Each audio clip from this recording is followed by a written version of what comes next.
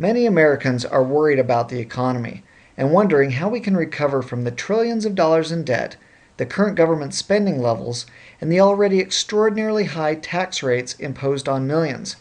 The government's answer is to attempt to fuel the economy to increase spending, which will increase tax revenues, and eventually we can get to a balanced budget and begin to pay down the debt. Unfortunately, many Americans and most financial analysts believe we are too far gone for this strategy to work. In other words, hope is fading. So what options are available if we can't grow our way out of the government debt crisis we are in? In reality, there are only two directions that are possible. The first is where politicians begin to be very responsible and work together to make difficult decisions that are going to be unpopular to the majority of the American people. These decisions include increasing interest rates, reducing government spending, primarily through entitlement programs, eliminating expensive programs like Obamacare, and reducing the size of government. This would be a very unpopular thing to do for most politicians because so many Americans need entitlement programs to survive, or others feel empathetic to those that rely on these programs. Obviously, these decisions would cause a lot of pain for a lot of people for a long period of time. However, by doing so, over the course of many years, probably measured in decades, America could return to its former glory and be fiscally strong and a healthy nation. While doing the difficult yet responsible thing for the country would be better, many people believe that the bipartisan nature of Washington, lobbyists, corruption, self-interest, short-term thinking, and a sense that America is too big to fail will prevent this option from working. Therefore, economics and history tell us that there's another path in store for us. America has the largest quote-unquote credit card in the history of the world. America has racked up over $16 trillion in debt, over half of which is just in the last decade. The U.S. government isn't producing enough revenue, through taxes, to pay down the credit card.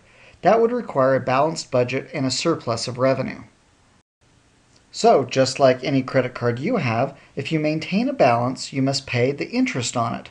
The interest on $16 trillion amounts to about $227 billion a year, or about 10% of the U.S. revenue, and that's with interest rates being at all-time lows.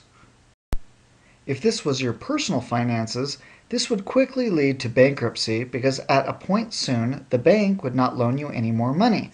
For a government, the situation isn't very different. America's foreign creditors, of which China is the largest, holding over $1.2 trillion of our national debt, are beginning to get nervous about the level of debt the country is in and our ability to repay this enormous debt. At a point soon, it is expected that our creditors will require higher interest rates on the money they loan us to mitigate the risk they have with loaning us money. This turns into higher payments each month that require more debt and even higher interest rates. At this point, the government needs to generate more revenue, yet the American people can't handle any further taxes. The government is left with a single solution to their problem: print more money. The government can print money and use that money to pay for government programs and pay creditors. The impact of printing a lot of money is inflation. Basic products and services get much more expensive. This has been happening for many years in the U.S. Inflation has eroded the value of the U.S. dollar. As the debt and borrowing cycles accelerate, the U.S. may enter in a period of hyperinflation. This is like what happened to Germany at the end of World War I and Bulgaria in 1993. The government is printing so much money that in a very short period of time, the value of the currency collapses. Basic commodities such as food, gas, and utilities skyrocket in price.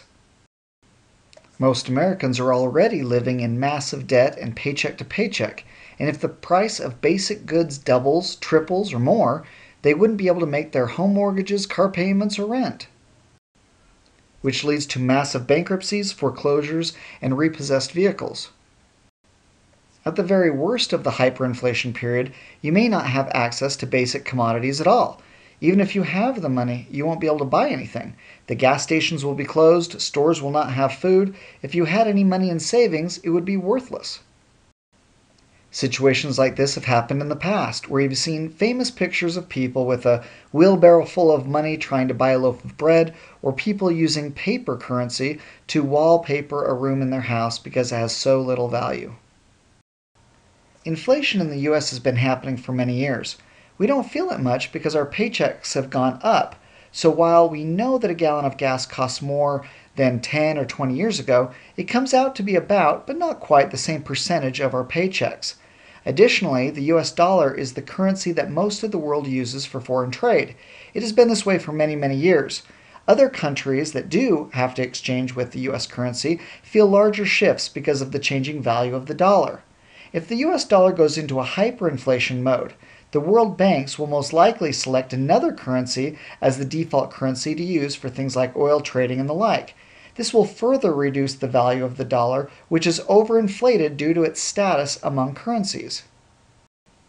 So while we have been in an inflationary period for some time, this will continue and will accelerate due to the fiscal policies in Washington. At the point the Feds begin to print money in overtime, it will start a chain reaction.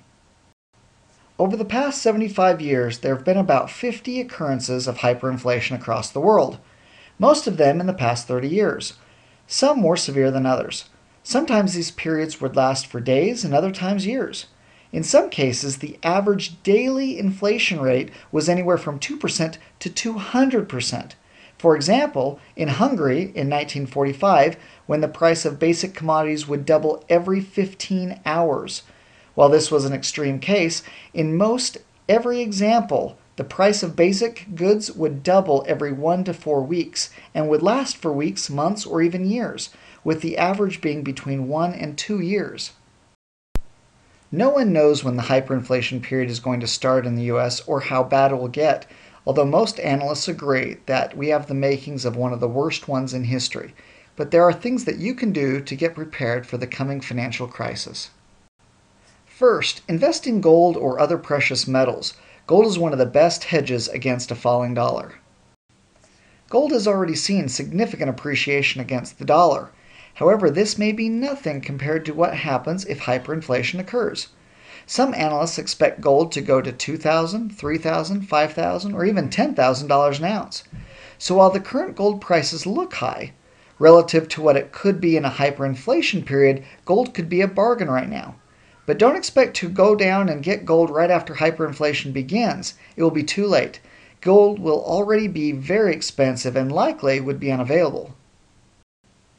You can invest in gold-related stocks, gold ETFs, or even gold mining stocks, but each should be discussed with a qualified investment professional prior to investing. Remember that life's basic needs will get very expensive. You should stockpile as much food and water as you can.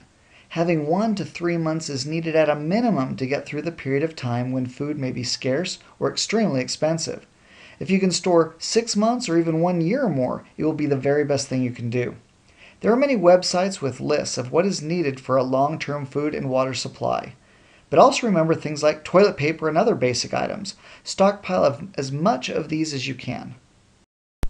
If you already have stocks, you may want to be prepared to move quickly into companies that sell basic commodities such as rice, wheat, etc. You may want to look into energy and utility stocks, which often do well in a hyperinflation period. Probably the best way to make money during a currency collapse is to exchange your US currency for other currencies that do well when the US dollar goes down. You would not want to change into the euro or the Japanese yen, for example, as they are in similar economic conditions as the US and are closely tied to it. Alternatively, you should look at currencies of countries that have strong natural resources, such as Canada, Australia, and Switzerland. If you are going to invest into currencies, there are several ways to do this. The easiest way is to simply go down to your bank or to your currency exchange center and physically trade your US dollars for whatever currency you want. Try to use a reputable bank, as some currency exchange stores and booths charge extraordinarily high fees. Another method is to do ETFs, which trade just like stocks and would allow quick and easy trades from one currency to another. It is easy to find information on these. Just ask your stockbroker or search for online trading ETF and the name of the currency you're interested in into an online search engine. The worst thing you could do is build up a savings of US dollars in a bank or hide it under your mattress.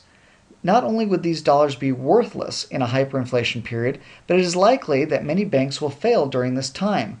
While we would all like to believe that politicians in Washington will make fiscally responsible decisions, if they don't, you need to think about what you're going to do to protect your wealth and your family.